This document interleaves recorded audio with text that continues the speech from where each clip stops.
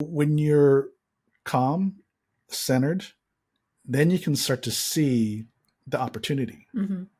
But when you're in panic mode, all you're thinking about is slow down and you rear back, and you're no longer looking for the opportunity to turn. It really helped me a lot when you helped me back up. Then I was able to recalibrate because you told me, ride the slide. Honey, you just slide it out and you're going to come to a good patch of snow and then you'll just be able to turn. So at that point, now I'm thinking clearer again. I'm more relaxed and I have a coach. It's so nice to have somebody that can help you when navigate things when you're not sure how to get through it. Thriving in Tandem. It's a podcast for you, the married entrepreneur that wants to win in business and marriage at the same time. Welcome to Thriving in Tandem.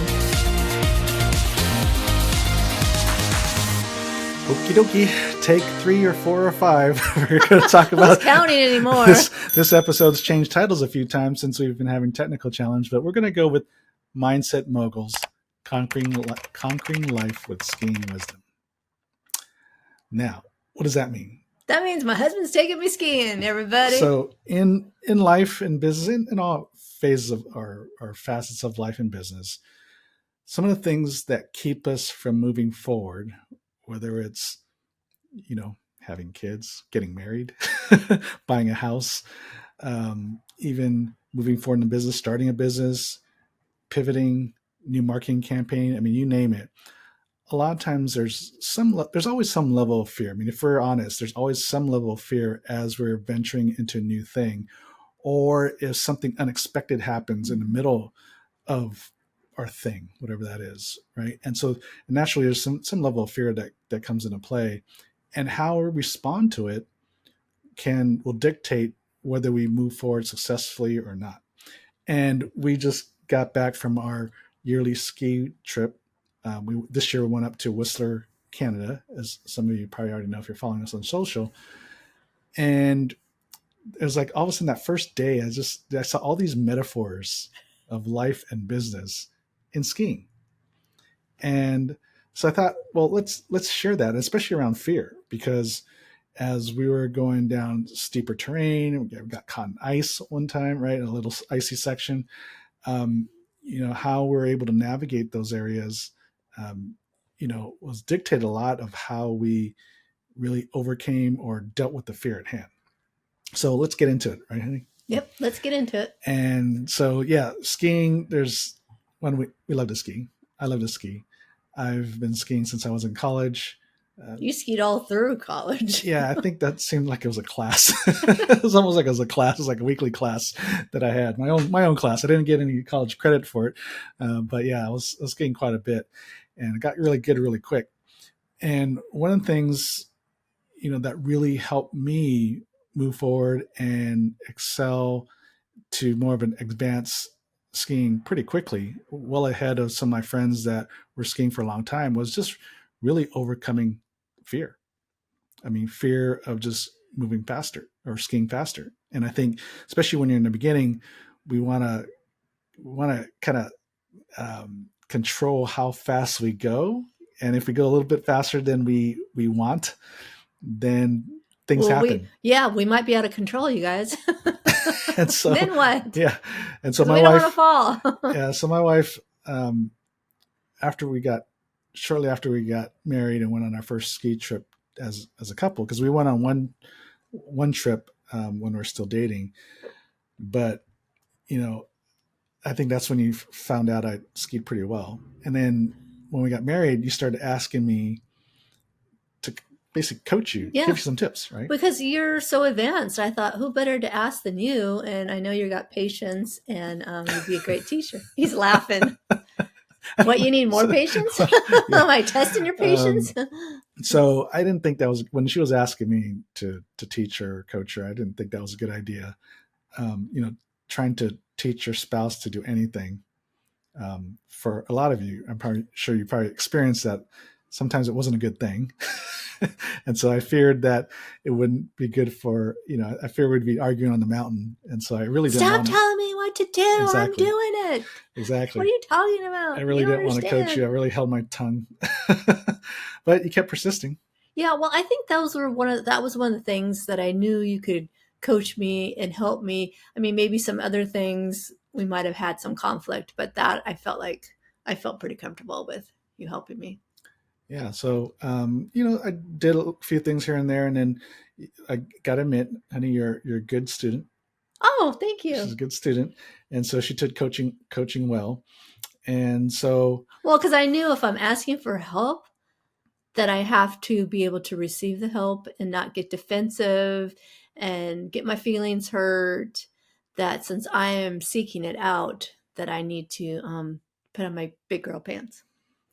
yeah, and so we were skiing in Whistler, first time in Whistler, Canada. Beautiful, beautiful mountain. Beautiful. That's actually technically it's two mountains, but beautiful area. And one day, I think middle of the week, we got into this icy section, and usually I'm pretty good at looking out because even though it was a new mountain to both of us, I'm usually pretty good at kind of seeing if it's going to be something that Kaylee can handle well. But this one section, the run itself was fine, but we just got into this one section unexpectedly that was pretty icy, got slick, and then you fell. Yeah. And so uh, after I helped you up, Yes, you came over. You helped me up, the gentleman um, that you are. after I helped you up, one of the things I just noticed, not just in the icy section, but whenever we got into a steeper section of the mountain, one of the things that Kaylee did, which a lot of kind of skiers aren't as advanced, do is they get into this fight or flight mode, and when they pick up a little speed, things get a little steeper, they kind of tend to pull back. Yeah, I'm trying to like rein it in. Yeah, to slow down, be closer Mm-hmm. to the mountain or whatever, and basically the weight starts to shift to the back, which means your weight should be centered over your ski, and that's where you have most control. Once your weight shifts to the back to the tips of your skis, you really don't have any control. Yeah, that's what I'm like. I'm out of control. Yeah, and so that's what happened when we got into this icy section. She kind of, I can see her reeling back. And her weight's on the back of her skis, and then her skis almost kind of did a little splits because her weight got distributed between both skis. It should only be really on one ski, the downhill ski, but as she was shifting back, her weight started shifting. Weight got distributed on both skis, and then both those skis wanted to go in different directions. It's basically what happened, right? And also being on your tips and your back, then you fell. Mm-hmm. So once your center of gravity shifts in skiing, basically bad things tend to happen. And so the fear of being in ice and going fast and losing control, because you do kind of lose a little bit of control when you're on ice as far as turning and all that. But the worst thing you can do is to rear back in any condition in skiing. And so for those of you that are maybe beginner or intermediate skiing, this tip might help you. For those of you that have contemplated skiing, this is going to help you. For those of you who have no interest in skiing, this will still help you. Just kind of follow along with the metaphor of how fear and how you deal with it kind of makes or breaks whether you progress or kind of blow up. So in this Mm-hmm. case, Kaylee fell. So my tip to Kaylee was, when you come across ice like that, your skis are naturally going to start to take off a little bit faster than you want to, but you got to ride the slide. Ride the I sled. came up with this term called ride the slide. Your skis are going to start sliding, but you got to ride the slide. The one thing you don't want to do is pull back. You want to stand tall and keep your weight over the center of your ski and just ride it down, Mm-hmm. because you're at this point, things are out of your control, right? Just like in life, sometimes things get out of control and are out of your control. And when you try to take control in your own mind, what control means, bad things can happen. In this case, falling. So I said, stay over the center of your ski, keep your weight over the center of your ski, stand tall, don't pull back, but stand tall, keep your weight over the center of your ski, and just ride a slide, and then look for that opportunity for a little bit of softer patch of snow, and that's where you turn. Mm-hmm. So when you're calm, centered, then you can start to see the opportunity. Mm-hmm. But when you're in panic mode, all you're thinking about is slow down and you rear back, and you're no longer looking for the opportunity to turn, Hmm. right? Yeah, because it really helped me a lot when you helped me back up. Then I was able to recalibrate because you told me ride the slide, honey. You just slide it out, and you're going to come to a good patch of snow, and then you'll just be able to turn. So at that point, now I'm thinking clearer again. I'm more relaxed, and I have a coach. Oh my gosh, it's so nice to have somebody that can help you when navigate things when you're not sure how to get through it. Yeah. So ride the slide because you're there's only so much control you can have at that point. So you just got to face the fact that the speed part is a little bit out of control, but you can regain control as much as you can by just staying calm and looking for the opportunity to turn. Hmm. So just like in life, like in business, right? Business pivot. Sometimes the economy turns, or some kind of piece of technology comes out that threatens your business. So you want to, like, there's either the fight or flight syndrome Hmm. where you pull back and you freeze and you hope it goes away. And so a lot of times it doesn't, or you try to fight, but sometimes even that's not the right thing to do. But it's when you're staying calm and centered, you go into what our friend um, Eugene Choi calls executive mode. So Hmm. instead of survival state where you're fight or flight, you go into executive mode where, as we're talking about, is staying more calm and seeing things clearly to make the right decision. And you're seeing all the opportunities. Mm-hmm. Because when you're stressed out or you're defensive or you're reacting, we're not able, at least I'm not able to see all the opportunities out there and all my choices. Yeah, and so when things happen to us, right, we got to accept the fact that there's certain things that are out of control, like COVID, right? It was out of control. Hmm. It was out of control and out of our control. I mean, it got out of control too. But you just got to face the fact that, okay, this are some areas that are just out of our control, and there's no use trying to fight it or try to resist it, try to avoid it, try to not think about it. It's there. Acknowledge it. But then from there is just getting that executive state to stay calm, and then look for the right opportunities um, to move or to pivot, right? Like a lot of businesses had to do. So ride the slide, right? When things feel a little bit out of control, ride the slide. Stand tall, stay centered, Hmm. and then look for the opportunity. Hmm. So that's one thing, right? So how's that for a good metaphor? So hopefully you followed along and didn't tune out yet. Um, the other metaphor, well, I don't know if it's a metaphor, but just a piece of advice I had for you that trip as well was what I noticed was whenever we're stopped right on the hill and now we're going to go again, that first turn was always hard for you. You got really wobbly on that first turn, and sometimes one time I think you fell, but usually you're just kind of wobbly um, because you're trying to get that weight transfer to that downhill ski. But when your skis are already parallel to the mountain and you're stopped, it's hard to create that momentum to turn. So Hmm. basically, you've probably heard this analogy. It's hard to turn uh, a car that's standing still. It's hard.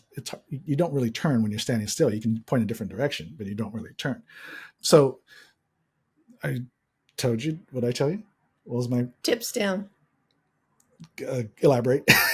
Put your tips, your ski tips down the mountain. Point your skis down the hill. Yes, point them down the hill. Point the skis because remember, not everybody skis. Yes, sorry. Point the skis down the hill.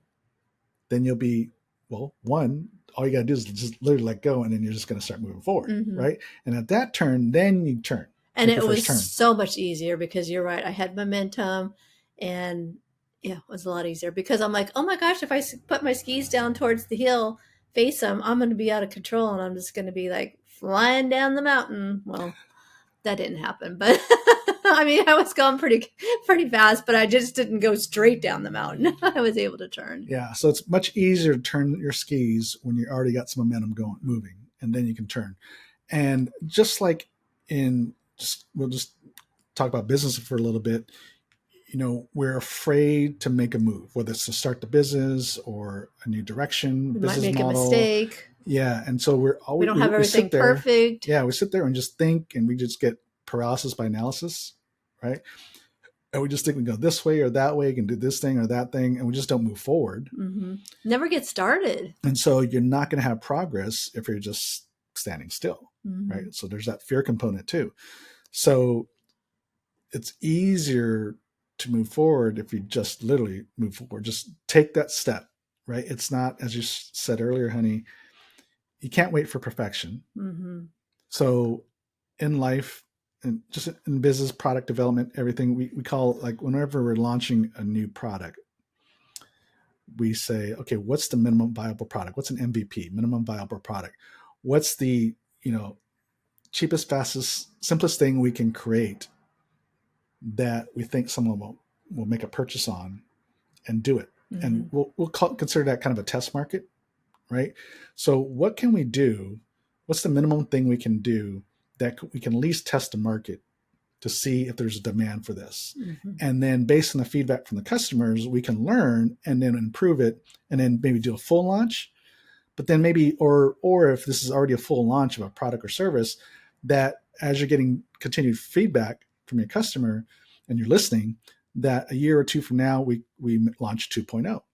I mean, that's why, I mean, iPhones, right? I mean, I don't know how many versions there are now, but up to 16 now, but it's because they're constantly learning and adding, and technology is changing. And so you're continually able to improve. So in other words, nothing's ever perfect. So you Mm-hmm. just got to be able to launch with imperfection. Well, and it makes me think of our business. It doesn't look like what we thought it was going to look like at the beginning. It's evolved over the years. Yeah. Yeah. But sometimes you just got to get started on it Yeah. and see where it leads you. And speaking from me, a perfectionist, right, is that I really have had to learn, especially going on business on our own, is to just, you got to launch with imperfection. And Mm-hmm. then you learn and then you just modify it and make it better. And so, And realistically, are we ever going to have it perfect? no, you're never going to have a perfect product or service. So it doesn't matter. So you just have to move and then you learn and then you pivot, right? Mm-hmm. So just like your skis, you know, it's really hard to turn a ski when you're just standing still. And then also, because you're standing still, you had all kinds of things going through your head before you made the first turn, right? Yeah. Like, Were you in my head? I could just tell, just looking at you, I can just tell. Part of it too is I've been there, right? I didn't become a great skier overnight. I had to start, you know, just like everybody else, doing the snowplow, or they call it now the pizza. Yeah, yeah. Heard that recently. I'm like, oh, is that what they call it, the snowplow now, pizza? Um, and took my tumbles and all that, and fear and all that kind of stuff. And so, you know, I've been there. So as I'm looking at you, I know what's going through your head because I've already been there. And that's what I said is, you just got to go. I said, point your skis down the hill and just move. Well, the great thing about you skiing all through college is consistency. You guys went all the time, like every week, Mm-hmm. and so that's one way to get good too. Yeah, but even so, I mean, I know a lot. I've had friends too that didn't get, you know, they all got better, but they didn't get much better, Oh, really? because, well, you know, sometimes when you're just practicing the same imperfection, you don't get better. Mm-hmm. You really got to seek out learning how to improve. And for me, one of the ways that really helped me improve pretty quickly was accepting the fact that I'm going to go a little faster than when I was a beginner. You were what? I've got to accept the fact I'm going to go a little bit faster than when I started skiing as a beginner. Oh, okay. Now If you're you going really, faster. if you really want to get better, you got to accept the fact that you're going to get a little bit more speed, Okay. and not fear that speed, because, and especially fear, what happens, let's go back to fear, is once fear takes over, a lot of bad things happen, as we've kind of Mm-hmm. talked about the ice thing, but even just turning. So a lot of times, especially when you're in beginner intermediate, like say some kid just comes right in front of you, right? And you're trying to avoid them. Mm-hmm. And what happens is the more beginner skier, they try to steer with their upper body. They try to turn with their upper body. Their head Get out of the turns. way. Mm-hmm. Yeah. And they just trying to do that. But what happens is the skis are still going straight.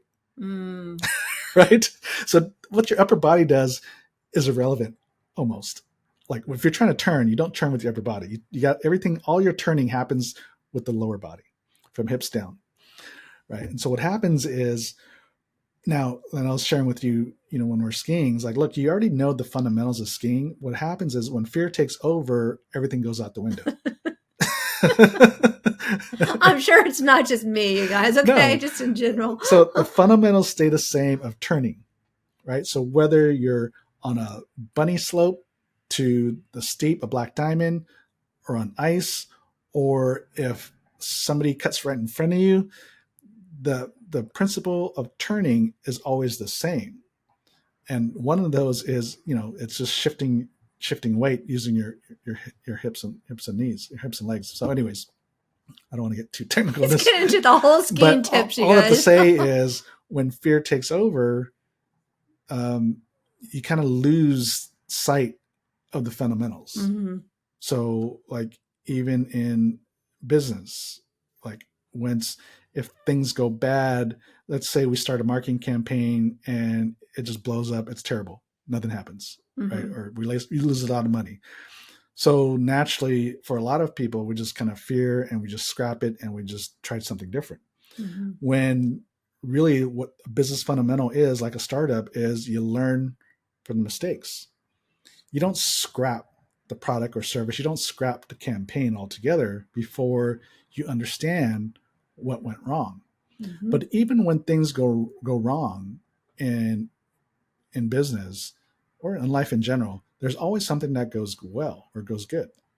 Well, and I think you need to give yourself some time and some space to look back at it and Mm-hmm. not just react to the moment like, oh my gosh, this didn't work out. Let's just scrap the whole thing. As opposed to, I need a little bit of time to think about this, kind of recover and get in a different place emotionally and mentally where you can relook at things. Mm-hmm. So whenever things are going tough, unexpected challenges come into place, again, it's staying centered, to be calm, to make better decisions is crucial.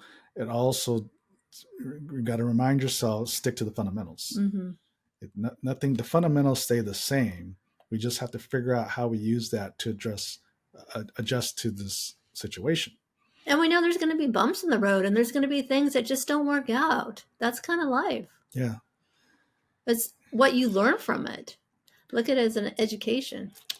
And the last thing I'll share, as far as a metaphor, using skiing metaphors in life, is, especially when you do know how to ski properly with the fundamentals of keeping your weight centered, using a little bit of knee flex as you turn, keeping your upper body facing down the hill. Even as you're turning, you always want to keep your body facing down the hill. You want to always be looking forward, right? Looking for your ultimate destination. And even when you're turning, you just keep looking down where you want to go. You don't look to where you're turning, because that's not the ultimate destination. That's just a temporary pivot. Mm-hmm. And then because you're going to turn back, and you're going to, it's like a slalom. You turn back and forth, back and forth. But the ultimate destination is down the hill, and there's a certain target that you're looking So at. you're saying we need to stay focused and not get sidetracked? It's yes. so whenever we're coming to situations in life where we have to pivot, right, we always got to make sure of staying focused of our ultimate vision. Mm-hmm. So whether it's our ultimate goal in our business, but a vision in our life, that, plan is never going to, the plan or the trajectory of your life and your business isn't always in a straight line. There's going to be ups and downs, Mm-hmm. right? Lefts and rights. But you always want to stay mindful and focus on the ultimate destination, your ultimate vision, so that when you're making those pivots, sometimes the pivot is maybe a long lasting pivot, that maybe that's a new direction that's going to be for years, not just days or weeks, Mm-hmm. like say when COVID happened. But when you're making those pivots, you kind of see, is that going to help me get to the ultimate destination? Is this new product or service beneficial for the long term, for based on our business and our business model to get us to the ultimate destination? Or is it really sidetracking us, Mm-hmm. right, from our ultimate destination? So keeping focus of your ultimate vision is very helpful as you're looking at opportunities or having a pivot or what have you. Well, and I think too that means you need to look at your vision and remind yourself, have it in writing where you can look at it often, so you can remind yourself where you're going and you can see when you're getting off course. Mm-hmm. Yeah, exactly. Or if you need to make a pivot, something's not yeah, working. so you always got to be focused, or understand, always see the long-term vision as you're moving along in life. So just like in skiing, right? I always told you, stay looking forward. Keep your upper body looking forward, even as you're turning, because all the turning happens with your lower body anyway. But your lower body can turn while your upper body stays focused. Also, what happens is it makes it easier to make that next turn because your lower body will respond to where your upper body's facing because it kind of creates torque, right? When that twisting motion, your lower body twists away from where your upper body's facing, it creates that torque, and ultimately it wants to snap back to Mm. center. And so and that's another reason why staying focused, especially in skiing, staying focused down the hill is so important because it actually makes that next turn back to center a little bit easier. So same thing like in life. Hopefully you get the metaphor. Is when you understand where you're going, your ultimate destination is whatever pivot you have to make in life and business, that you'll know what center is, right? It's easy to get back to center. The last piece is with all that, having understanding good skiing fundamentals and technique in skiing, it actually helps you conserve energy so you can ski longer. You can last longer. I know this sounds counterintuitive to me because I remember at the end of the day, you're like, honey, you really need to be, what did you say, intentional? Aggressive with your turn. Aggressive with my turns. And I'm thinking, I don't want to spend all this energy. It's the end of the day. I just kind of like want to tiptoe through the daisies. But he's like, no, you got to get aggressive. And I thought, okay, I'm going to give this a try. And you know what? It worked, actually. It took less energy than I thought it was going to be. Yeah. So what happens is, especially later in the day, is again as we get tired, your body starts to wants to conserve. It's a survival Mm-hmm. issue. Your body wants to conserve energy, or what they think is conserving energy, and that's by doing the least amount of work as possible. And so what happens is you lose a little bit of flexibility. You want every time you turn, you want to have a little bit of a knee flex, right? But what happens is you get tired, it stiffens up, Mm-hmm. right? And then sometimes the snow is changing by the end of the day. It's getting icier or slushier. So you can't always ski the same way you did in the morning. Yeah. And so, but So get when you aggressive. keep that knee flex, what happens is you're able to your legs are able your skis are able to adjust to terrain because it's kind of they're like shock absorbers, Mm-hmm. right? Your knees are supposed to act like shock absorbers, and so whenever there's bumps, it absorbs the shock. But if you start to lock up your knees, which a lot of people do, and you did as you got tired because you didn't want to flex, right? Because that takes in your mind it takes effort. But what happens is you start getting if it's bumpier or whatever, your skis don't absorb the shock because Mm. your knees are flexed, it's stiff, so which means your whole body's bumping up and down, and you exert more energy doing that because your body's absorbing the shock and your body has to deal with all that. Versus for me, I'm staying flexed. But what happens is when you get tired, you really have to feel more aggressive with that. You got to be more intentional about that because Mm-hmm. you're tired and you don't want to do that. So, but as you're doing that, what you find is because you're sticking with good, skiing techniques, is that you actually what your body or your mind kind of thinks is exerting more energy is actually conserving energy. And so going back to just in general, when we kind of lose sight of the fundamentals of, say, investing, we talked about investing here, or doing anything in marketing or whatever, when we start to lose focus of the fundamentals because we're trying to conserve, a lot of times what we do things are counter, like what will improve or help us in any given situation, good or bad, sometimes seems counterintuitive. So, for example, investing, right? The concept is the principle is buy low, sell high. Mm-hmm. But what happens when people get fearful when the market turns is they buy high, sell low. So the people that tend to be fearful of investing, they're kind of really kind of not say resistant, but are kind of have a little bit more fear about investing. They don't tend to invest until the market's doing really well, Mm-hmm. and then so they buy. So they're basically buying in high. Mm-hmm. And then what happens is when you buy it high, you're kind of buying close to the peak that eventually the market's going to correct. Every once in a while, every 8 years or so, the market corrects Mm-hmm. and it's going to drop, and it drops kind of significantly. And it's kind of a shock to the system. And so the average investor is going to sell. Mm-hmm. What happened to buy low, sell high? Yeah. Fear people do the opposite. Yeah. And so that's an example of it's counterintuitive. Mm-hmm. So when the market's turning, correcting, and going low, that's the time to actually buy. You got to ride the slide, honey. You got to ride the slide. So yes, exactly. It's what we call it dollar cost averaging. So even though the market's going down, it doesn't mean you stop investing. You keep investing because the market is now, the stocks are now at a discount than it was previously, because ultimately it's going to go back up. Mm-hmm. But we just don't know the timing of it. So we just keep investing regardless, right? Because investment is supposed to be for the long term anyway. So again, it seems counterintuitive that the market's going down, so you keep investing. But that's what I like to call ourselves somewhat savvy investor will do. We don't get caught up in the fear. But the people that forget those business fundamentals, right? It's counterintuitive to invest when the market's going down, but actually that's the right time to do it, mm-hmm. right? It's not when it's at a peak.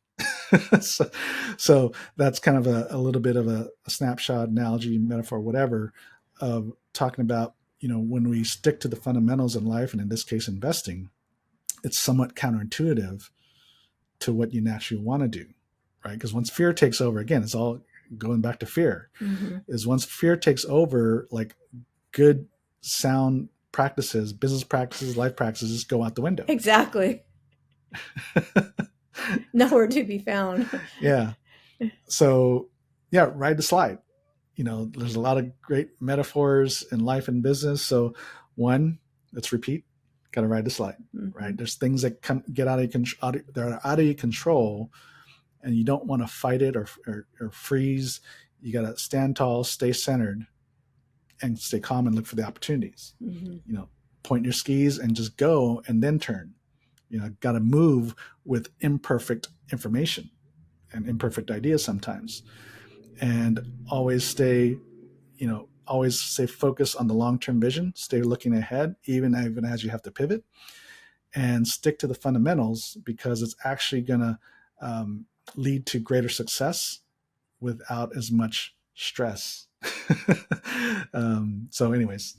So send us all your sports metaphors, you guys. Yes. If anybody else has any metaphors we can use for this podcast, please send it our way. And I'm sure we can talk about, play basketball and run cross country and tracks. I'm sure we can talk about that. But anyways, yeah, I would love to hear any sports metaphors or any other metaphors that we can use on this podcast. So did you learn anything, honey? Yeah. What did you learn? You need to take me skiing. Okay, so with that, I need more practice. So with that, thank you for listening. Please share this with another married entrepreneur that needs to hear this, and leave a great review for us. We do really appreciate it. So until next week, God bless. Thank you for listening to the Thriving in Tandem podcast. Please visit our website, marriedentrepreneur.co, for a variety of free resources to help your marriage and business succeed. And feel free to leave us a review and share this episode with another married entrepreneur. That would mean so much to us. See you next week.